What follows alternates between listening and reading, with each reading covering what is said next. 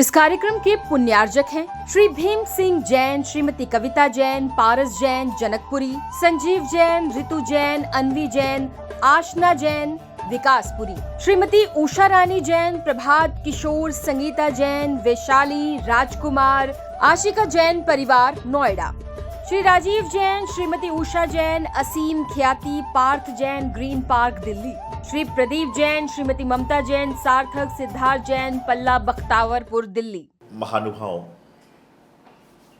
कहा जाता है कि जैसी आपकी संगति होगी वैसा आपका जीवन में असर आएगा। बरसात का पानी जब बरसता है, यदि वह सीप के मुंह में चला जाता है तो मोती बन जाता है। यदि वह सर्प के मुंह में चला जाता है तो विष बन जाता है। यदि वह गंगा में चला जाता है तो गंगा जल बन जाता है। यदि वह नदी में जाता है तो नदी का पानी बन जाता है। और वह यदि नाले में चला जाता है तो नाले का पानी बन जाता है। और यदि वह सागर में चला जाता है तो सागर का पानी हो जाता है। पानी वही है, पानी गिरा एक जैसा है, लेकिन अंतर इतना है कि पानी गिरा कहाँ पर है, पानी ने किसकी संगति करी। उसी प्रकार से आप जीवन में यदि गुणवान की संगति करोगे तो आपके जीवन में गुणों का आगमन होगा। और यदि आप जीवन में दुर्गुणी की संगति करोगे तो आपके जीवन में दुर्गुणों का आना होगा। इसमें कोई बड़े आश्चर्य की बात नहीं। आज वर्तमान में एक व्यक्ति ऐसा है जो शराब को हाथ भी नहीं लगाता, और एक व्यक्ति ऐसा है जो शराब में ही टुल्ला रहता है। 24 घंटे में से जब तक जागता है आधे समय शराब पीता है। लेकिन जो शराब पीने वाला व्यक्ति है वह यदि जहाँ पर दूध चाय मिलता है वहाँ बैठकर यदि शराब भी पी रहा है तो लोग कहेंगे कि ये दूध चाय पी कर आया हुआ है। और जो व्यक्ति कभी शराब नहीं पीता लेकिन वह शराब की दुकान पर बैठकर यदि पानी भी पी रहा है तो जब बाहर निकालेंगे तो लोग बोलेंगे ये मैखाने से आया है, ये शराबी है और ये शराब दिन भर पीता होगा। संगति का असर, संगति का असर जो है वह आपके मन मस्तिष्क पर पड़ता है, आपके विचारों पर पड़ता है, आपकी भावनाओं पर पड़ता है। आपके पास बैठकर यदि आदमी कोई सोता रहे तो आदमी को नींद आने लग जाएगी। और आपके पास बैठकर यदि कोई व्यक्ति पढ़ रहा है तो आपके अंदर भी पौरुष जागेगा, आपके अंदर भी उद्यम करने की भावना जागेगी, आपके अंदर भी मन में ये भाव आएगा कि मुझे भी पढ़ना चाहिए। यदि आप बिल्कुल नहीं पढ़ते हो तो कम से कम एक बार पढ़ने लग जाओ। जीवन में संगति किसकी करना है, ये बहुत बड़ा क्वेश्चन मार्क है। कहते ना कि पानी छान के पीते हो, वाणी जानकर बोलते हो, तो संगति भी समझकर कीजिए। संगति का असर आप पर नहीं, आपके पूरे जीवन पर, आपके पूरे परिवार पर, आपके पूरे समाज पर पड़ता है। चींटी, यदि एक छोटी सी बात चींटी से याद आई। एक बार एक चींटी एक संत के पास गई। बोले, संत जी मैं अमेरिका जाना चाहती हूँ। तो सारे लोगों ने मजाक उड़ाया कि तेरी तो इतनी उम्र भी नहीं है कि तू अमेरिका जा सके। एक चींटी एक संत के पास गई और कहने लगी मुझे अमेरिका जाना है संत जी। तो सब लोगों ने मजाक उड़ाया कि चींटी तुम्हारी तो उम्र ही नहीं है कि तुम अमेरिका जा सकते हो। तो चींटी ने कहा ये संत ऐसे हैं जो असंभव को भी संभव कर देते हैं। तो संत बोलते, उसके पहले 2-4 लोग बोले चींटी जी कई जन्म लेना पड़ेंगे जब अमेरिका पहुंच पाओगे। और कुछ लोगों की आदत होती है कि हमसे वह बात कर रहा है, बीच में बोलेंगे। कई बार ऐसा होगा ना, यहाँ पे कोई व्यक्ति आ जाए कि महाराज जी मेरे पेट में बहुत दर्द होता है। महाराज जी कुछ बोले ना बोले 4 हकीम पैदा हो जाएंगे कि तुम तो ये खा लो, तुम पुदीना लगा लो, तुम ये कर लो। कोई व्यक्ति आ जाए कि मेरे समस्या, अरे भाई तू क्यों बोल रहा है। ध्यान रखना, बिना बोलने से पिट भी जाता है आदमी। इसलिए हमेशा कहते हैं कि बीच में मत बोलो। गुरुदेव कहते थे कि हमेशा जो बीच में बोलता है वह बाचाल कहलाता है। बीच में बोलने से बचे। अपनी वाणी को फ्री क्यों बांट रहे हो, जो पूछे जवाब दो। और कम से कम आपसे नहीं पूछ रहा है तो मत बोलो। वो महाराज से पूछ रहा है कि महाराज मेरे पेट में दर्द क्या है, आदमी हकीम वैद्य बन गया। और उससे पूछो कि उसके घर में कब से पेट दर्द नहीं हुआ, तो बताया मेरे बच्चे का पेट दर्द सुबह से हो रहा है।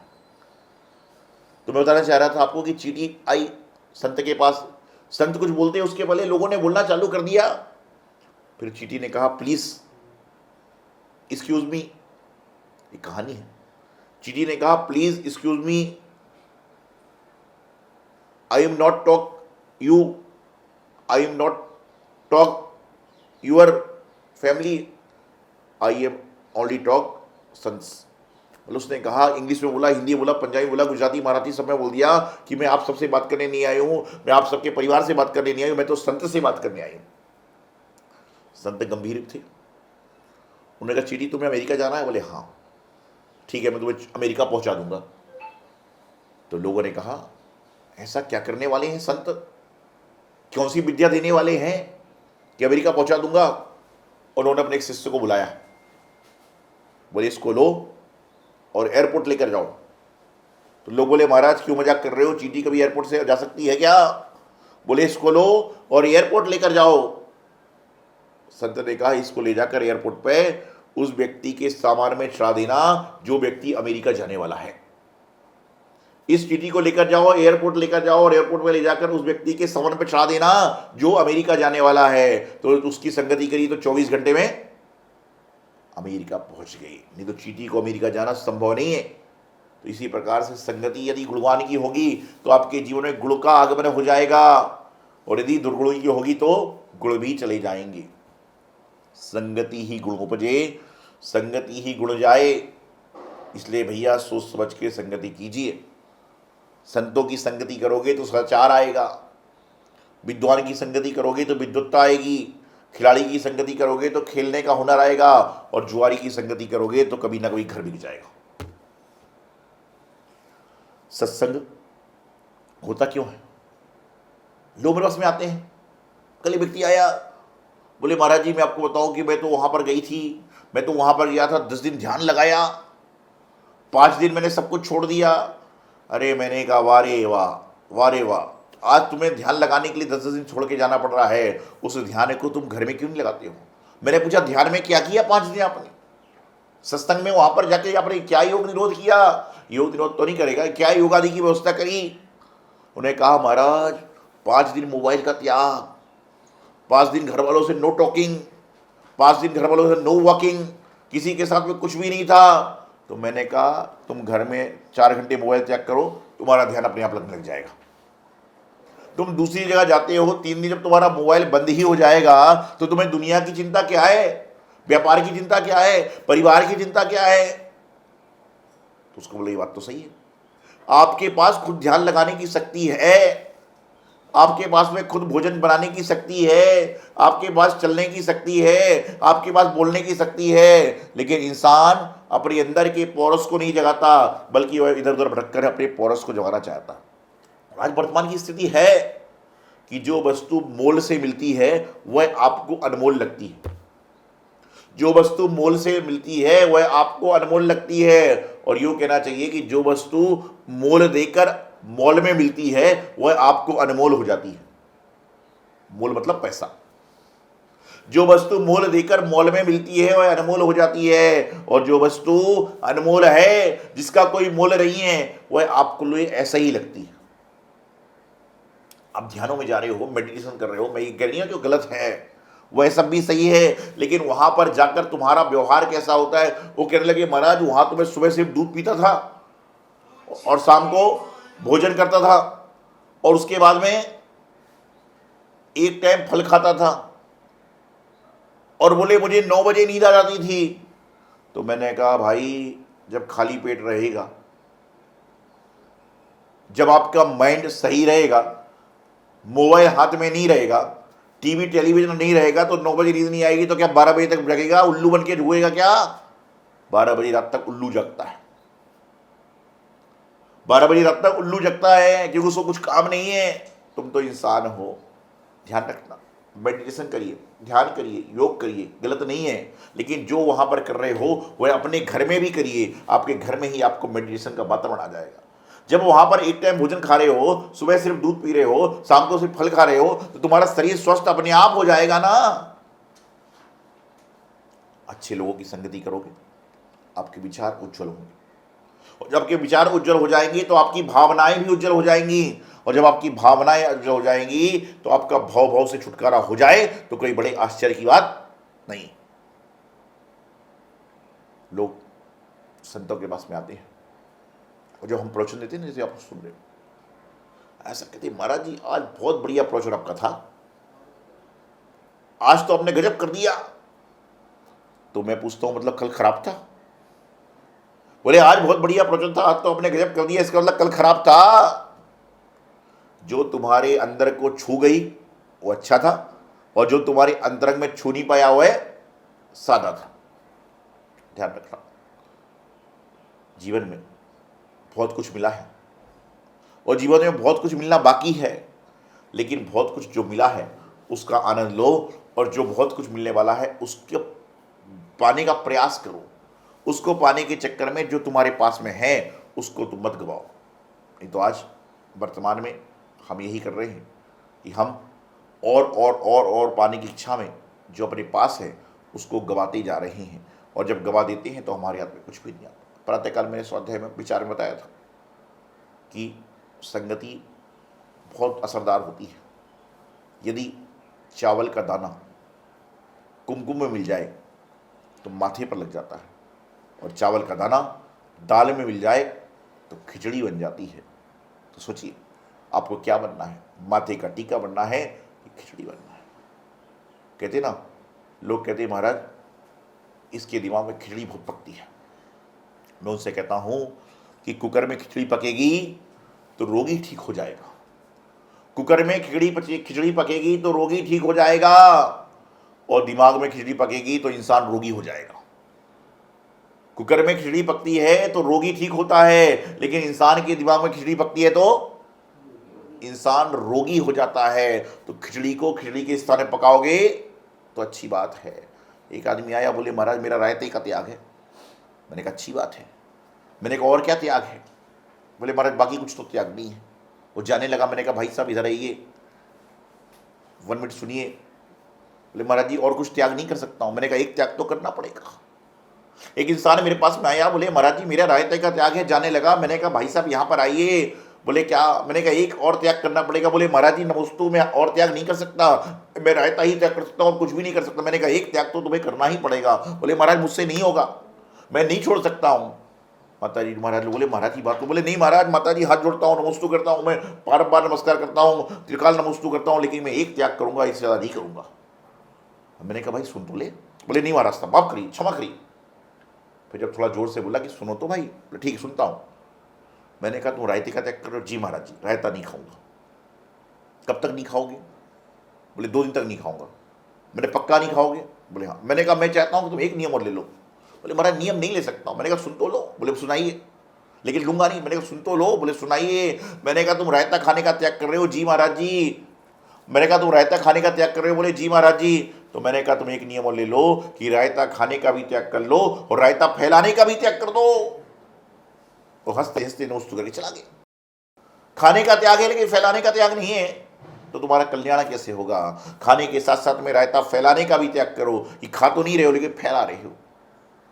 इसलिए जीवन अच्छे काम करने का प्रयास करो, और जो व्यक्ति अच्छे काम करता है उसके जीवन का कल्याण निश्चित रूप से हो ही जाता है। हमें मनुष्य पर्याय मिली। मनुष्य पर्याय पाने के बाद अच्छे कुल में अच्छी जाति में आपका जन्म हो रहा है, लेकिन उस अच्छे कुल में अच्छी जाति में जन्म लेने के बाद भी आपका क्या हो रहा है? विचार नहीं बदल रहा, आपके भाव नहीं बदल रहे, आपकी व्यवस्था नहीं बदल रही, क्योंकि आपके आसपास का माहौल खराब है। और जब माहौल खराब होगा तो इंसान को जीवन में कुछ भी समझ में नहीं आता। आपके आसपास का माहौल सही है तो सब कुछ समझ में आएगा, और आपके आसपास का माहौल खराब है तो आपको कुछ भी समझ में आने वाला नहीं है। इसलिए ऐसे माहौल में रहें कि जहां आपको समस्याएं ना हो।